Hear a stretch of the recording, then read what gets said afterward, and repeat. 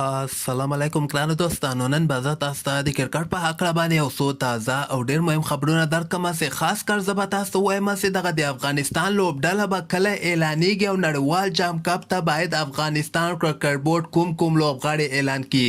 ځکه دغه نړیوال جام کپ په استرالیا کې ترسره کیدونکی ده او دغه سپینران سعید رشید به وچلیږي، خو زیاتره هلته سپینران هم نه چلیږي. بل به زه تاسو ته دغه آی پی ایل لیګ په هکله باندې یو خبر درکړم چې په آی پی ایل کې کوم ټیمونه اوټ سوي دي او کوم ټیمونه مخکې راونډ ته کوالیفای کړی ده. او بل به زه تاسو ته وایم چې د افغانستان هم یوه داخلي لوبه ترسره سوله، هغې لوبې په هکله به هم زه تاسو سره معلومات شریک کړم. ویډیو تر اخره پورې وګورئ، په هر څه به تاسو پوهیږئ. نو راځم اول زه تاسو ته وایم چې افغانستان کرکټ بورډ به که خیر دغه راتلونکې هفته کې د افغانستان لوبډله هم اعلان کړي، خو دغلته به زه تاسو ته یو خبره وکړم چې زیاتره پکې دغه میراثي زاړه لوبغاړي چې کوم دي دغوی هم خپلې واسطې پسې ګرځي، سفارش پسې ګرځي چې افغانستان لوبډله کې ځان ته ځای پیدا کړي. تاسو ښه خبر یاستئ په افغانستان کې زیاتره لوبغاړي په سفارش باندې ټاکل کیږي، ځکه خو چې نړیوال جام کپ ته چې افغانستان راړ سي هلته همیشه دوی مضبوط ټیمونه خلاف دوی ماتې ونه خوري، او هغه ضعیفه ټیمونه چې کوم دي لکه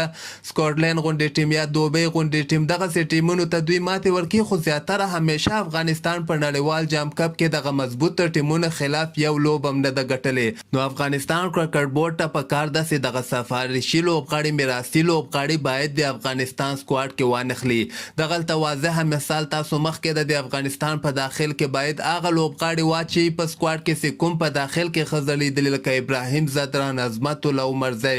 ریاض حسن غوندې لوبغاړي، درویش رسولي غوندې لوبغاړي، ضیاء الرحمن اکبر، دا هغه لوبغاړي دي چې په داخلي کرکټ کې ډېر ښه ځلېدلي، خو دغلته میراثیان اوس هم کوشش کوي. شرف الدین اشرف چې کوم د هغه د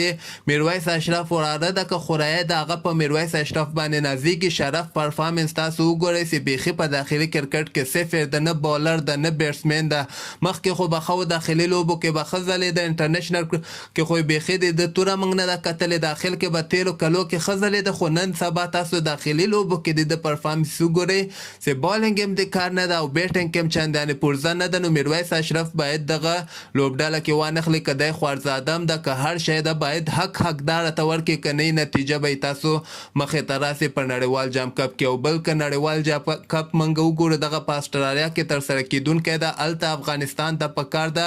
بلال سمی غوندې لوبغاړی، وفادار ممن، فضل حق فاروقي او دین علاوه دغه نور فاست بالران چې کوم دي 140 نه جګ پورته بال ولې لکه عظمت الله عمرزی، وفادار ممن، بلال سمی او دین علاوه فضل حق فاروقي باید دغه با استعداد لوبغاړو ته شانس ورکړي. هلته فرید ملک صاحب په سفارش باندې راسي، یمین احمدزی صاحب په سفارش باندې راسي، نو سفارش نه باید افغانستان کرکټ بورډ تیر سي، که نه طالبانو ورته پام نسته ده، که چیرته ورته پام سو نو بیا به دغه کرکټ بورډ کې به یو قسم دوی پرېږدي.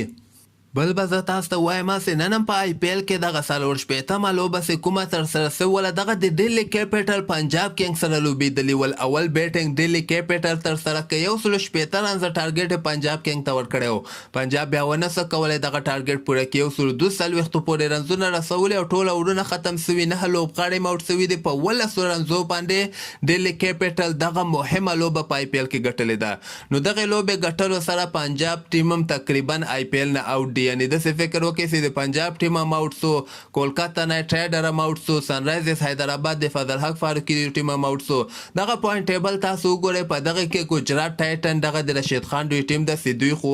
مخکې راونډ ته کوالیفای کړی ده. راجستان رویلز هم 8 لوبې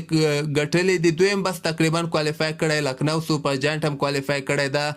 دلی کیپیټل او رویل چیلنجر بنګلور دغه کې به یو ټیم مخکې راونډ ته وځي، او دغه بقایه نور څومره ټیمونه هم چې کوم دي دغه ټول آی پی ایل نه آوټ سوي دي. الان کې دغلته په یو حساب باندې په پنجاب او کولکاتا کوالیفای کولی شي، که چیرته دغه د دلی کیپیټل خپله راتلونکې لوبه وبایلي یا آر سی بي وبایلي، دغه ټول که یو ځای سي یا پوینټ ټیبل ټول د یو شی سي،